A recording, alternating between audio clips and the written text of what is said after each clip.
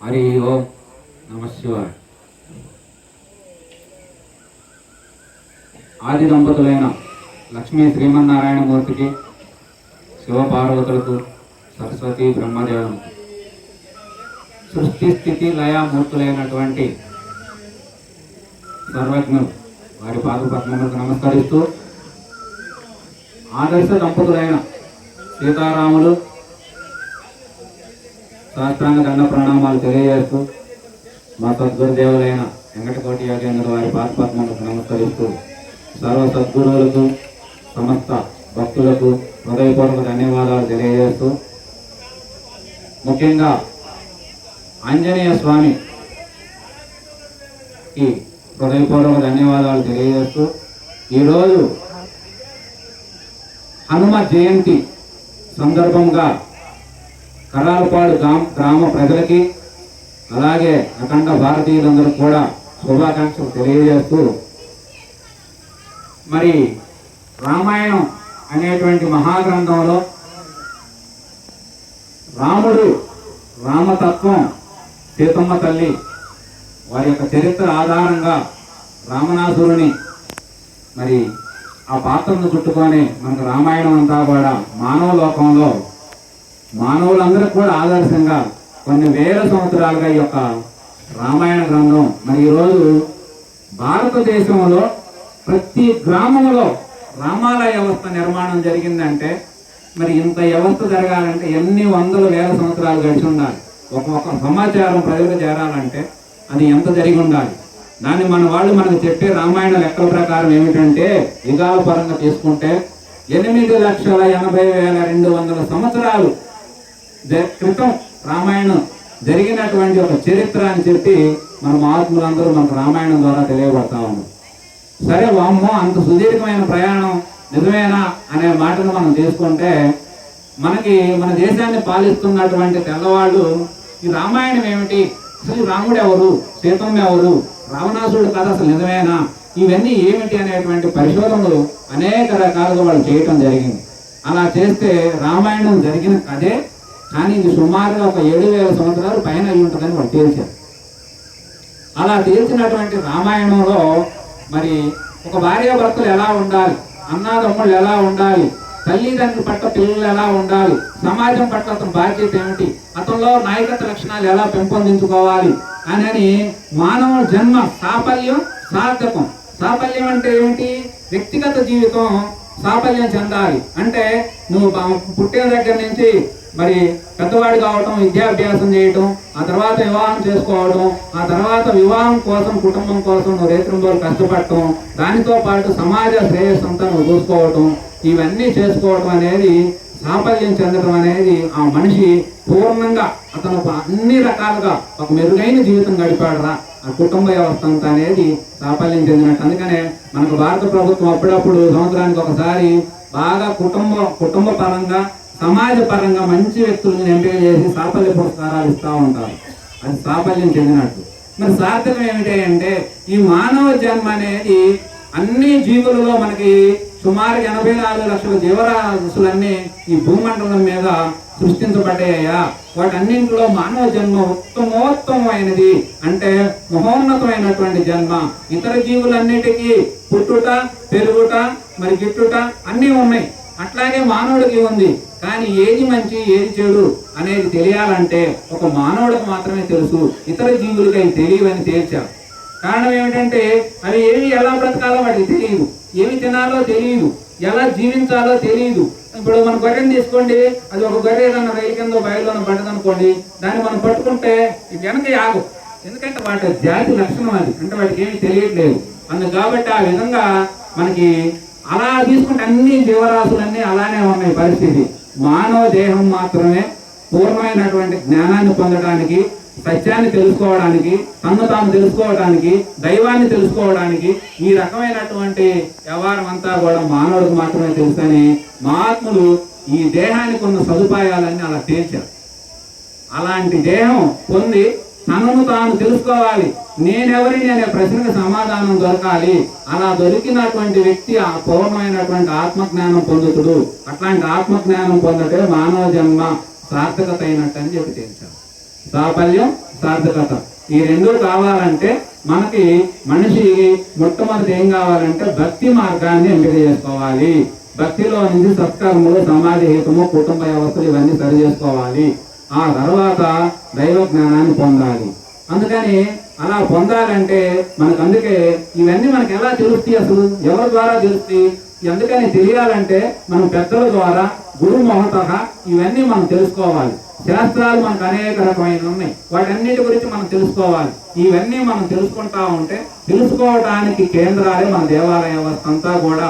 పూర్వకాలం నుంచి వేల లక్షల సంవత్సరాల నుంచి ఈ దేవాలయ వ్యవస్థ అంతా బ్రహ్మాండంగా మనకు నిర్మాణం చేసుకోవడం జరిగింది. మన భారతదేశంలో దేవాలయ వ్యవస్థ, కుటుంబ వ్యవస్థ మనకున్న ప్రాధాన్యత ఈ భూమండలం మీద ఎక్కడ ఏ దేశానికి లేదు. ఎందుకంటే మనకు మాత్రమే అంత ప్రాధాన్యత. కుటుంబ విలువలు కూడా మనకున్నట్టుగా ఇతర దేశాల్లో ఉండవు. మనకి భార్యాభర్తల బంధం అన్నా, అన్నాదమ్ముల బంధం అన్నా, ఏ బంధానికైనా మనకు బంధాలకు ప్రాధాన్యత ఉన్నది. ఆ విధమైన బంధాలు ఇవన్నీ సుఖంగా జీవించాలి మనిషి అంటే హాయిగా మరి ఈ వ్యవస్థలు ఇవన్నీ మనం తెలుసుకోవాలి. అలా తెలుసుకోవటంలో రామాయణం అనేక రకమైనటువంటి పరిశోధనలు చేసి ఇది జరిగిన కథేనని చెప్పి అందరూ మహాత్ములు తేల్చడం జరిగింది. అలాంటి కథలు మనకి రామాయణంలో హనుమంతుని పాత్ర చాలా మహోన్నతమైనటువంటి ఒక గొప్ప త్యాగ పురుషుడు, ఒక జ్ఞాని, ఒక జ్ఞాన నిధి, గొప్ప పండితుడు. ఎప్పుడూ కూడా ఏమీ ఆశించకుండా పనిచేసినటువంటి వ్యక్తి మనకు హనుమంతుడు. రామాయణంలో కిష్కింధ కాండ అంటే 4వ కాండలో, కిష్కింధ కాండలో 3వ సరుకులు 5-6 శ్లోకాలతో మనకు హనుమంతుని యొక్క దర్శనం మనకు మొదలవుతుంది.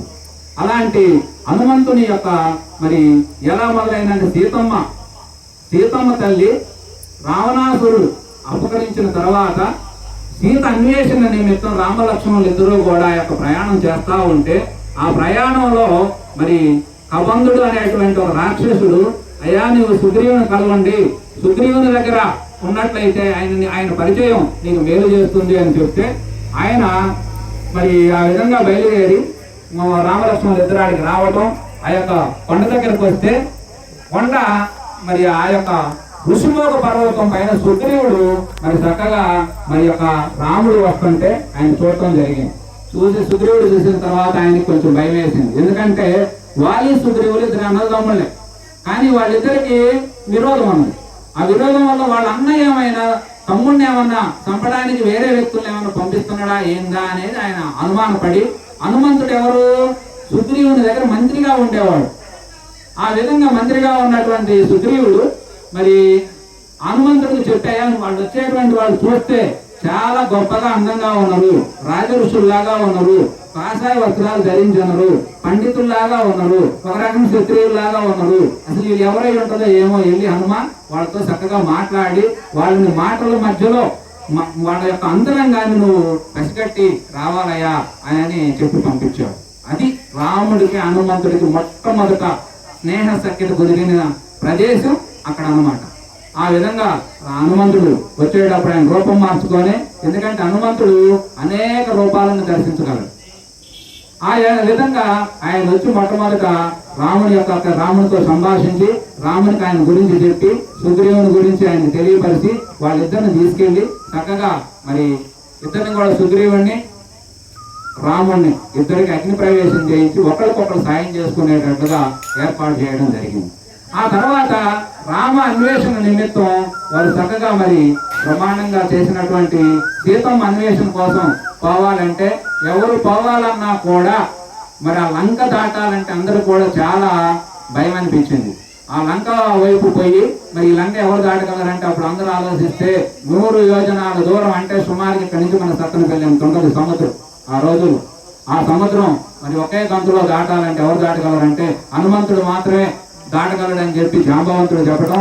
అలా చెప్పినటువంటి జాంబవంతుడిని మరి ఆయన హనుమంతుడు అవతలకు పోవాలంటే చక్కగా మరి ఎలా పోగలడు ఆయనని ఆలోచించి జాంబవంతుడు ప్రోత్సాహంతో మరి సుగ్రీవుని యొక్క ఆజ్ఞతో మరి అంగదుని యొక్క నాయకత్వంలో చక్కగా యువతల నుంచి ఒక గంటలోనే అవతలికి లగించి రామకార్య నిమిత్తం లంకలోకి పోయి ఆ లంకను మొత్తం కూడా తిరిగి చూసి సీతమ్మ జాడ తెలుసుకొని సీతమ్మతో సంభాషించి చక్కగా హనుమంతుడు మరి అమ్మంతో ఉండి ఆ రోజు రాత్రి తెల్లవారుజాము 4 గంటలకు అమ్మను దర్శించి అమ్మతో మాట్లాడి ఆ లంకకి వెళ్ళి లంకలో ఉన్నటువంటి మొత్తం ఆ గోడలు ఆ ముఖద్వారాలన్నీ కొన్ని పడేసి చెట్లన్నీ పీకేసి ఒక 8,000 మందిని సంహరించి అక్కడి నుంచి మరి సీతమ్మ తల్లిని తీసుకొద్దామని ప్రయత్నం చేసాం. సీతమ్మ తల్లి ఏమన్నదంటే, హనుమాన్ నేను రాకూడదయ్యా, నాకు రాముడు రావాలి, తీసుకెళ్ళాలి అంటే నేమో అని చెబితే ఆ తర్వాత అక్కడి నుంచి తిరిగి రావడం జరిగింది.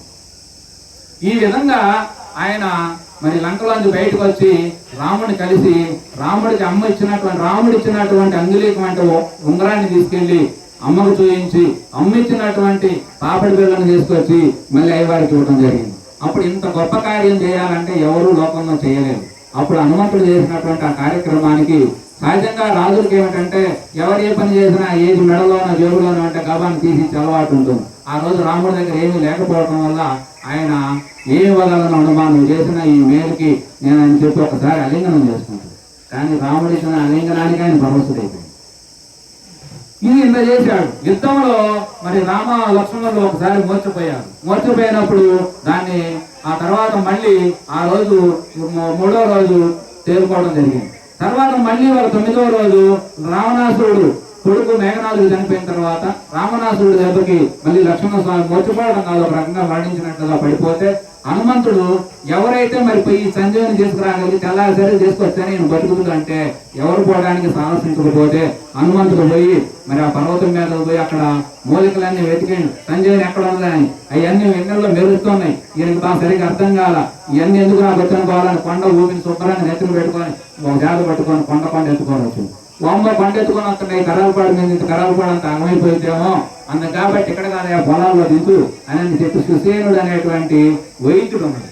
ఆయన ఊరు బయట ఆ కొండ దించితే ఆ కొండ మీద మూలికలు తెచ్చి లక్ష్మణస్వామిని చక్కగా మరి బ్రతికించడం జరిగింది. ఆ తర్వాత యుద్ధం జరిగింది. యుద్ధం అనేక రకాలుగా జరిగి యుద్ధంలో విజయం సాధించడం బ్రహ్మాండంగా జరిగింది. అలా చేసి యుద్ధం అంతా అయిపోయిన తర్వాత లంకొచ్చి పట్నంలోకి చేరిన తర్వాత ఆ పట్నంలో మరి రాజులందరూ ఎందుకంటే యుద్ధం అయిపోయిన విజయం సాధించారు అన్న కాబట్టి మరి మనం ఆ ఎలక్షన్ లో గెలిస్తే కనుక అందరికి మన వాళ్ళందరికీ బహుమతులు ఇచ్చినట్లుగా రాజులు కూడా గెలిచిన వాళ్ళకి కూడా కష్టపడి పనిచేసిన వాళ్ళందరికీ గౌరవించడం అభినందించడం ఆనవాయితీ కాబట్టి వాళ్ళందరూ కూడా వారికి తక్క స్థానాలకు తగ్గట్టుగా వారందరూ కూడా బహుమతులు ఇవ్వడం జరిగింది. అందులో హనుమంతుడు కూడా మరి అన్నిటికంటే విలువైన బహుమతి ఒకటి ఇద్దామని చెప్పి సీతమ్మ తల్లి మరి వేసుకునేటువంటి ఒక గొప్ప వజ్రాల హారాన్ని ఇవ్వాలి, హనుమంతుడికి విలువైనది ఇవ్వాలి, ఎందుకంటే ఆయన చేసిన పని ఎవరు చేయలేదు అని చెప్పి అంటే ఆయనకి ఆ వజ్రాల హారం ఇస్తే సతీడి దీపమ్మ ఏం తీదంటే హారం హనుమ అంటే అమ్మ నేనేం చేసుకుంటా, ఇందులో రామమంత్రం లేదు, రామరూపం లేదు, ఏమీ లేని నేనేం చేసుకున్నాను ఇది అని చెప్పి నవ్వుతూ హనుమ. అట్లా ఆయన మరి అంత త్యాగంతో అంత నిస్వార్థంతో నిత్యం లోక రక్షణ అనే కాంక్షతో జన్మించి పరోపకారం అనే బుద్ధితో జీవించి నిత్యం అలా అనుష్ఠానం చేసినటువంటి గొప్ప పురుషోత్తముడు. అసలు రామాయణానికి ఒక మణిపూస అంటే మనకు ఆరంలో అనేక రకమైన మరి పొదివి ఉంటాయి పూసలు, ఆ పూసల్లో ఒక గొప్ప మణిపూస లాంటిది అని చెప్పి మహాత్ములంతా తేల్చారు. సుందరకాండ మొత్తం కూడా హనుమంతుని చుట్టుకొని నడుస్తూ ఉంటుంది. ఆ సుందరకాండ అనేది ఎంతసేపు 36 గంటలు.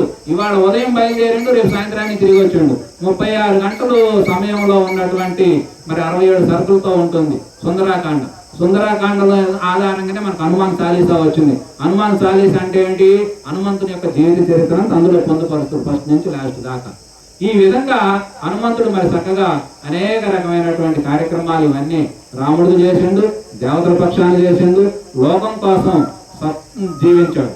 ఇప్పటికీ కొన్ని లక్షల సంవత్సరాలు అయినప్పటికీ కూడా ఆయన మన సప్త చిరంజీవుల్లో ఒక గొప్ప చిరంజీవిగా జీవించే ఉన్నాడు. మనకు జన్మించినట్టు తెలుసు, కానీ ఆయన మనలాగా దేహాన్ని విడిచినట్టు కానీ ఆయన మరి భూమి వదిలిపెట్టినట్టు కానీ మనకు రామాయణం కానీ ఇతర గ్రంథాలు ఏ గ్రంథాలు చెప్పట్లేదు. అంటే ఆయన ఇప్పటికీ చిరంజీవులు ఒకటిగా ఉన్నాడు, పిలిస్తే పలికేవాడిగా ఉన్నాడు, కలిస్తే సాయం చేసేవాడిగా ఉన్నాడు, బాధొస్తే అండగా ఆదుకునేవాడిగా ఉన్నాడు. నీకు దెయ్యాలున్నా భూతాలున్నా నీకు అనేక రకమైన మానసిక రుగ్మతులున్నా శారీరక బాధలున్నా అవన్నీ తొలగించడానికి ఆయన సర్వశక్తులు ఆయన వశమై ఉన్నాయి. ఇవన్నీ ఎలా వశమైనవి ఏమిటి? ఇవన్నీ మరి హనుమంతుడు అంత గొప్పవాడు, బలవంతుడు, ఇవన్నీ కావడానికి కారణాలు ఏమిటి అనే విషయాన్ని మనం తీసుకున్నట్లయితే